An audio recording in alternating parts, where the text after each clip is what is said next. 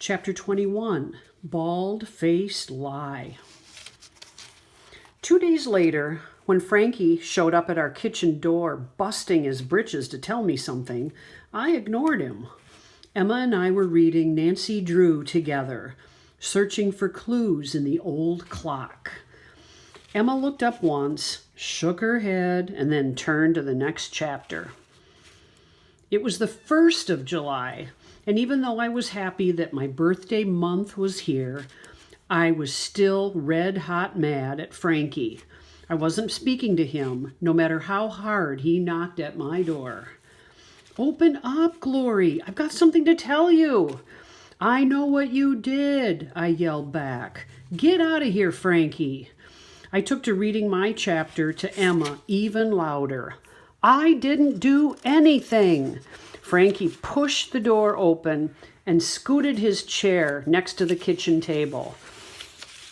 But he wouldn't look straight at me. I slammed the book shut and I moved as far away from him as I could. "It was you that put up that fake sign about the pool opening.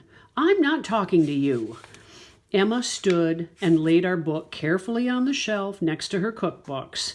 She did not turn to face us. Even with her back turned, I could tell she was listening by the way her shoulders hunched up. "I didn't do anything, but your friend, that Yankee, did something bad. She is in trouble." Frankie looked around the kitchen. "She's not here, is she? That Laura girl? She and some other freedom people committed a crime."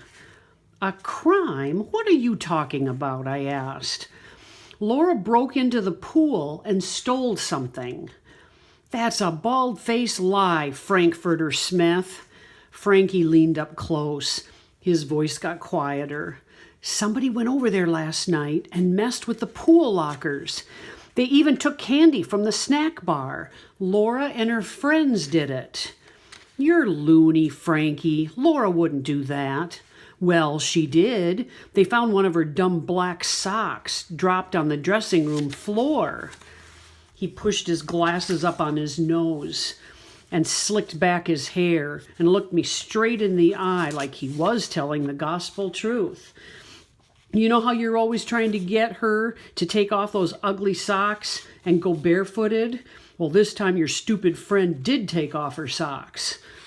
Emma spoke up quietly, without turning around. "Frankie, mind your manners. Glory's friend Laura wouldn't hurt a flea." "Yeah, Frankie, Laura wouldn't break into some of those lockers. You're making that up," I said. "You're telling a lie." "Your Yankee friend is in big trouble. There's a police car over there right now. Come and see for yourself if you don't believe me." Frankie took a step toward the back door just as Emma turned around fast. Emma put a hand on my shoulder. "Brother Joe would skin you alive getting mixed up in that mess. You are staying put, Glory." "We won't be gone long, Miss Emma," Frankie said. "We'll just ride our bikes slow so Glory can see. My daddy's there. It'll be okay." Emma shook her head. "No, Glory's not going. That's that." She turned her back again to take out peaches, flour, and sugar for a pie. She started peeling the peaches. I needed to prove that Frankie was lying. I was even willing to risk getting skinned alive by Brother Joe and peeled like a peach by Emma. I hightailed it out of there before Emma turned around to stop me. When we parked our bikes in front of the pool, Frankie had a goofy smile on his face. Across the street was a policeman talking to his daddy. Mr. Smith had both hands on his hips and his legs wide apart. He looked like he was ready to slap somebody good. He walked right over to the pool gate and slammed it hard behind him, rattling the pool closed sign. Frankie said, "See, Daddy's talking to a policeman. Didn't I tell you?" "Tell me what? I don't believe a word you say. Laura wouldn't break into this pool. You don't know anything."